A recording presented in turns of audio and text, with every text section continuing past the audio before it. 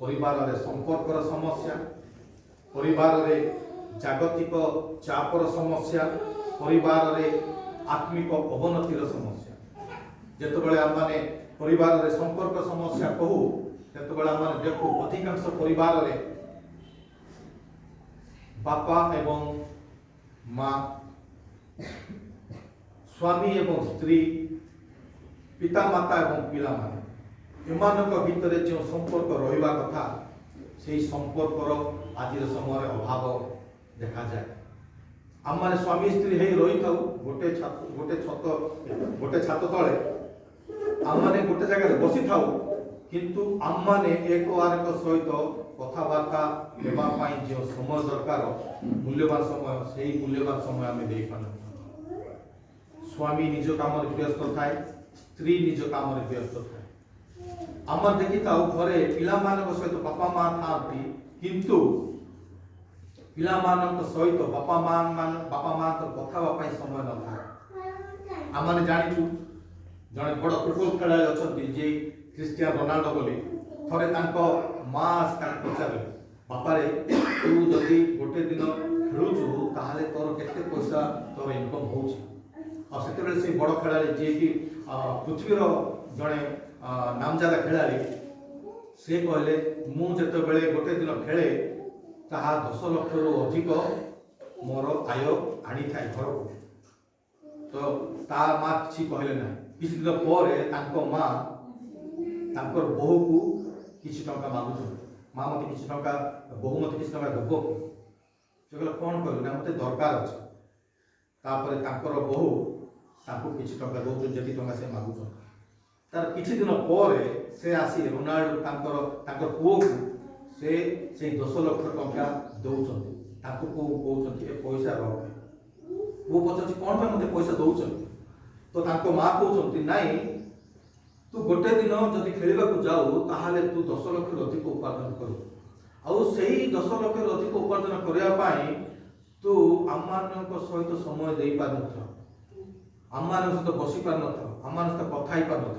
तेणु तू मते गोटे दिन तोर समय दे आउ गोटे दिन पैसा तू ने जारी फल रे तू बाहर को न जाई से दिन आम सहित रहबू, आम सहित कथबार्ता हबू, आम सहित खाइबू, आम सहित खेलबू, आम सहित समय कटेबू। तार अर्थ कौन जेते बड़ बड़ लोक सेते बड़ बड़ समस्या परिवार भितरे आमମାନଙ୍କର जो संपर्कर समस्या आज समय यह बहुत देखा जाए।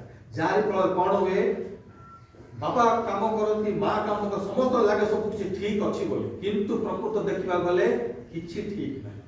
बाहर देखा गले सब सुंदर देखा जाउथबो किंतु घर भीतर देखा गले माँ सेपटे तांकर मोबाइल धरी बसिथिबे, बापा तांकर सेपटे खाता पत्र धरी बसिथिबे किबा मोबाइल धरी बसिथिबे, पिला सेपटे मोबाइल धरी बसिथिबो, समस्त बसिथिबे किंतु केही का सहित कथा हेई पारुनथिबे, केही का सहित भलो मंद कथाबार्ता करि पारुनथिबे। आज समय रे सेही समस्या देखा जाउ। तेणु करी the family that stage together they serve together to the lord. जो परिवार रे समस्त एकत्र वास कर सेमाने प्रभुंकर सेवा करि पारि किंतु जो जगह रे आ परिवार विभक्त हेई थाए सेठी सेही परिवार ध्वंस पाइले ताहा माने सेही लोक मातृत्व सुसमाचार तार तीन परबरा माने देखि पाउ। तेणु करी परिवार रे एकता रहिबाटा निहाती आवश्यक। बापा माँ को हिसाब रे यह आमମାନଙ୍କର कर्तव्य जे किबळी भाबरे परिवार मुख्य हिसाब रे हमर कर्तव्य किबळी भाबरे मु मो स्त्री मो पिला मानकु मु एक प्रेम रे बांधी रखिबी। एक प्रेम रे बांधी रखिबा अर्थ परिवार भितरे ओपन कम्युनिकेशन परिवार भितरे आमने बहुत समय कथबार्ता रे आकट करिथा। आमर देखिछु बहुत परिवार रे पिला जते बेले प्रश्न करे बापा माँ को बापा माँ तांको भीतर जे शिक्षित होई थाए बा जे परिवार चलाउ थाए बा जहा को पिला विश्वास करू थाए को भी जे विश्वास करता पचारे से माने कोन तू काहे के व्यस्त हो बयस रे तू बुझिबो नै तोर बयस एई नै काहे के तोर तोर हो तोर बयस रे तो से समस्त विषय बुझिबो से पिला को समय देई से विषय बुझेबा अपेक्षा सेही ପ୍ରଶ୍ନଟାକୁ ସେ ଏଡ଼େଇବାକୁ ଚେଷ୍ଟା କରିଥାନ୍ତି ଏବଂ ନିଜ କାମରେ ସେ ଧ୍ୟାନ ଦେଇଥାନ୍ତି, ଯାହାରି ଫଳରେ ଯେଉଁ ସମ୍ପର୍କ ସୃଷ୍ଟି ହେଇପାରିଥାନ୍ତା ମା ଓ ପିଲାମାନଙ୍କ ଭିତରେ କିମ୍ବା ବାପା ଓ ପିଲାମାନଙ୍କ ଭିତରେ ତାହା ହେଇପାରିନଥାଏ। ତେଣୁକରି ଏହି ବିଷୟ ପ୍ରତି ଆମମାନେ ଧ୍ୟାନ ଦେବା ନିହାତି ଆବଶ୍ୟକ। ଦ୍ୱିତୀୟ ହେଉଛି ଆମମାନଙ୍କ ପରିବାର କିଭଳି ଭାବରେ ପ୍ରଭୁଙ୍କ ସେବା କରିପାରିବେ, ତାହା ହେଉଛି ଯେଉଁ ପରିବାରରେ ବା the family that prays together they serve the Lord together। ଯେଉଁ ପରିବାରରେ ମିଳିତ ଭାବରେ ପରିବାର ପ୍ରାର୍ଥନା କରେ ସେମାନେ ପ୍ରଭୁଙ୍କର ସେବା କରିପାରିଥାନ୍ତି। ଆଜିର ସମୟରେ ଆମମାନେ ଯଦି ଆମ ମଣ୍ଡଳୀକୁ ଦେଖୁ, ଆଜିର ସମୟରେ ଆମମାନେ ଯଦି ଅନ୍ୟାନ୍ୟ ମଣ୍ଡଳୀକୁ ଦେଖୁ, ଆମମାନେ ଏହି ଜିନିଷର ବହୁତ ଅଭାବ ଦେଖିଥାଉ। ଆମମାନେ ପ୍ରାର୍ଥନା କରିଥାଉ ବ୍ୟକ୍ତିଗତ ଭାବରେ,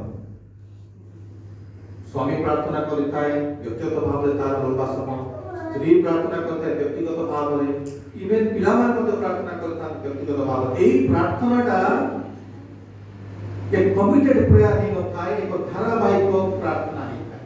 କାରଣ ମୁଁ ପ୍ରାର୍ଥନା କରିବାର ଅଭ୍ୟସ୍ତ କରି ପ୍ରାର୍ଥନା ମୁଁ କରିଥାଏ, କିନ୍ତୁ ପରିବାର ହିସାବରେ ଆମମାନେ ଏକତ୍ର ହୋଇ ଏକଜୁଟ ହୋଇ ଏକ ସମୟ ନିର୍ଦ୍ଧାରଣ କରି ଆମମାନେ ପ୍ରଭୁଙ୍କ ପାଖରେ ଆମମାନେ ଆଣ୍ଠୁ ପାତିବାରେ ଆମମାନେ ବିଫଳ ହେଇଥାଉ।